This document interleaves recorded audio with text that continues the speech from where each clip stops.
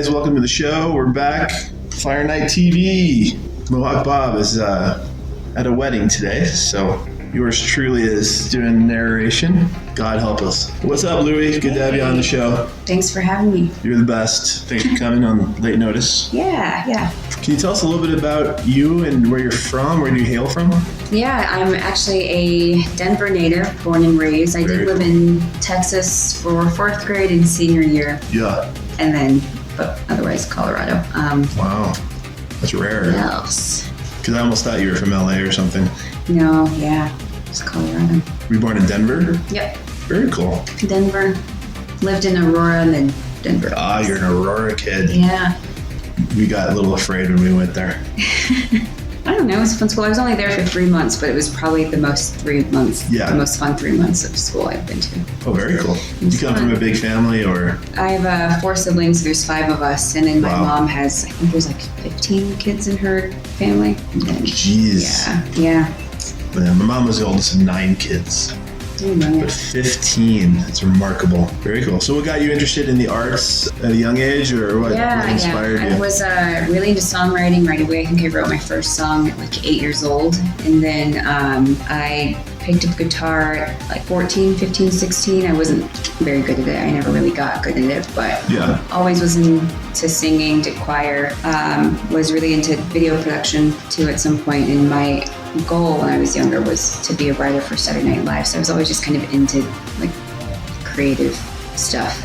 In writing too. Yeah, writing. I wrote all kinds of books as a kid. That's a talent. Well, I don't know if I was any good at it, but I like doing it. No one's giving you feedback? What was it, 2nd grade or something? I got to illustrate a book that was published, but I really wanted to be the writer, but they gave it to someone. Did that segue into writing for music, or do you write music? I do write music. Okay. Yeah, and I wrote music as a kid as well, and wrote music in high school. I did open mics and wrote music. So very cool. Yeah. Tell us about the band that you are a part of now, and they're kind of on the verge of getting some really good exposure right here. Yeah, I hope so. Well, I'm in 2 bands. So the band with Caustic, Psychedelic, I'm a drummer with them. Great job. Industrial rock. Great work, by the way.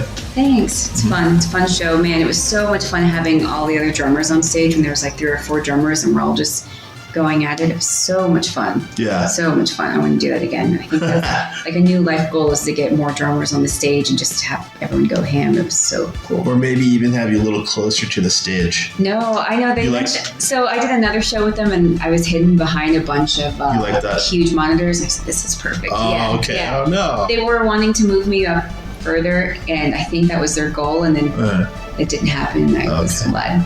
That's cool. But it shows that you're not like a blowhard. You don't want to be in front of everybody, which is a nice trait. But in the other band... Yeah, my other band, Heart Shaped Zombie, we say we're a 90s rock-inspired original band. So when we first got together, we learned a bunch of Nirvana songs. We learned Cranberry. Some of our songs sounds like Tool. Sure. And so that's why Heart Shaped Zombie, because those are the first 2 tracks we learned, Heart Shaped Boxing. I can't hold back no more. It's too late for change. Oh, let it go. Oh, let it rain. Oh, let it go. Oh, let it rain. I feel like yeah, but we have originals. I'm the front woman for that band, songwriter for that band. Wow. And it's fun. Oh, we're a young band. We're a baby band. A year. Oh, that's great. 8 months or so. I think that was our 2nd or 3rd show. Man, we were so lucky. So we had one show, I think it was an open mic show, so I wouldn't necessarily count that. So the show that I had met you and Bob at was our first. Anyway, we were going into our first show. We got really lucky because the other 2 bands that were on the stage with us were international touring acts. And we just got really freaking lucky that was our first show. Yeah, really good timing. They just needed someone to fill the opener seat, I guess. Yeah. So it was cool because they had photographers and then we got covered in some local press and it was awesome. Has any of your songs been featured in any kind of production, like in a movie or any kind of show? No, not my personal songs. Okay. Not anything I've written. I represent artists and their songs have been placed, but I don't usually put my stuff out. Could you tell us a little bit about that and your other skills, your other vocation in representing artists? Sure. So I'm a sync agent and a music supervisor, both part-time. Wow. As far as being a sync agent, I work for 3 Theory Music. And so what happens with that, we would receive briefs from either film studios or maybe from ad agencies or from other third-party licensing companies that would say, hey, we need a song that has these lyrics with this genre and we need, let's say, male or female or whatever. Okay. So I'd go through our catalog, see if we had anything, put together a playlist to them, and then send it back over, see if anything matches what they have. If we don't have anything in our catalog, I would reach out to musician friends of mine and I would say, hey, we need a song about LA and we need a song about money and we need blah, blah, blah, blah, blah. They would put something together. Usually they only have 24 hours, 48 hours, and then we send it back over to them. Or if they already have something in their catalog, then we would sign them over into our catalog and be able to pitch them. So bands should be your friend. They should try to be friendly with you. Maybe. It's hard to have music that actually fits well with sync. It's definitely an art and a science. It's really hard to do because otherwise, let's say, oh, we need a song that talks about being in LA. I'll use that as an example again. They'll write a song and sometimes it's just so cheesy and too on the nose because they just repeat I'm in LA way too much that it becomes a cheesy song, or like they will say it once and then completely miss the mark and everything else is just completely unrelated. So it's hard to find one that can make the song sound like a good radio hit but also fit into the scene. Interesting. Yeah. Huh. And is that kind of on a national scale, or is that would the same problem arise if you were in LA or say Nashville? Same problem. Yeah, there's all kinds of classes that will teach sync songwriting. Okay. And they will work with songwriters to help them get a little bit better about it. And just so the best way that we tell writers to be able to do that is take a scene to a film or to a commercial, whatever your goal is to write for, mute all the music and try writing a song to that scene. Interesting. And put it in there to see if it matches. How's the tempo? Does it feel like it fits in, or does it feel like you're narrating the scene for them? Because what you don't want to have happen is that the song is narrating the scene and now it's distracting. Yeah. So it's got to be, it's like a perfect balance of being subtle and being helping to support the scene at the same time. Interesting. Like COVID opened up a lot more opportunity to things being virtual, which is so awesome. Interestingly enough, I think so. In its own way, it kind of helped that way. Yeah, absolutely. Now, do you have anything coming up soon in regards to, we'll go psychedelic first. Do you guys have a new album coming out, or do you have a new show coming out? You know what? I don't know. I usually just wait for Caustic to text me and say, hey, we have a show, and let's do a rehearsal like 2 weeks before the show, and I say, okay. And then I find out, oh, we're not doing any of the songs from last time, and then I learn it that day for the rehearsal, and then I just show up and drum. So I don't know. Like, to me, I've only been with Caustic's band, I don't know, not very long. So 2 shows total, which could probably be like 6 months or so. Yeah. All that to say is, to me, a lot of the songs are still new because I'm still figuring out the drum parts. So very interesting group. Yeah. I like them. I mean, I've used their music for some of my short films before. Really? Oh, that's cool. And Caustic played a bad guy in one of my... Does he like to be on camera? I see that. I don't know if he does so much. He did well though in the he's in Realm of Shadows too. Okay. It's a combination of like 7 short horror movies, and then we package it with a larger story. But he played a dance teacher who's basically kind of an evil cult leader. Interesting. How's his dancing? He doesn't do much dancing in it. We have billboards of him dancing. Okay. Like, so he's kind of a public figure in the movie. Yeah. His dancing in real life is pretty good though. It's like he does ghost ninja moves and stuff. I can see that. I mean, during rehearsal, he does some semi-dancing where he's like moving around. Yeah, he does like martial arts dancing. Yeah. Kung fu. It's called kung fu dancing. But no, he's a very interesting guy. So I'm glad that you're with them because they're so cool. We'll play a clip from one of his videos here.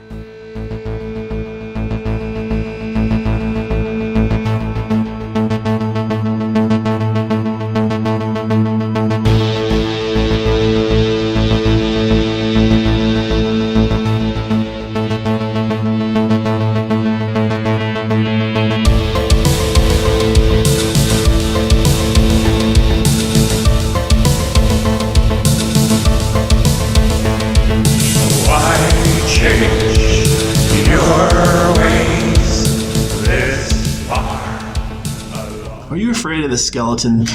Just kidding. Are you working on anything right now with your band soon? Like any new song or any new album? We have a ton of songs that we're working on. We're trying to record some of our stuff. No set dates yet right now. Okay. We're just still going to the studio and still... Could we play a little bit of a track from one of your songs? Do you have a song specifically you'd want to... Sure. The closest one we have done is our song Swallow It Down, so We'll roll that a little bit. Okay.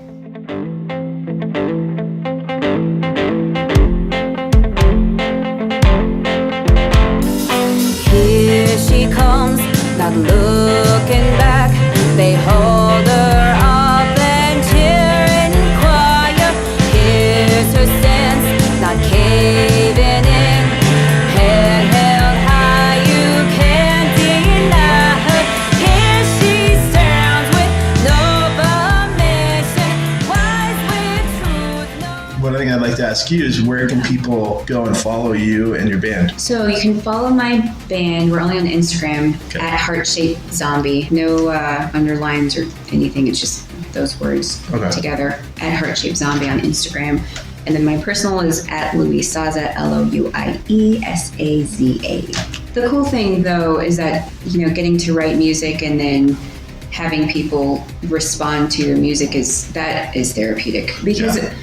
at first I was saying, let's just stay, I don't care if we just do open mics or if we're just staying in the garage, like I just want to sing, but like it doesn't go anywhere. And so when you get that feedback and you're saying people respond to your songs, that's really special. Because when I tried to do my own music production and was producing my own songs and just working by myself and then would put something out, it definitely isn't the same because you could put it online and I don't think I get the same kind of feedback, and it's so scary for me. I would end up pulling stuff. I keep getting in trouble from my musician friends because I'll put it out there and they'll take it off because I get too scared and self-conscious. That it's not gonna... Yeah, that it sucks and it's not good, and it's like, oh, there's all these things I don't know how to do because I'm not musically trained, et cetera, et cetera.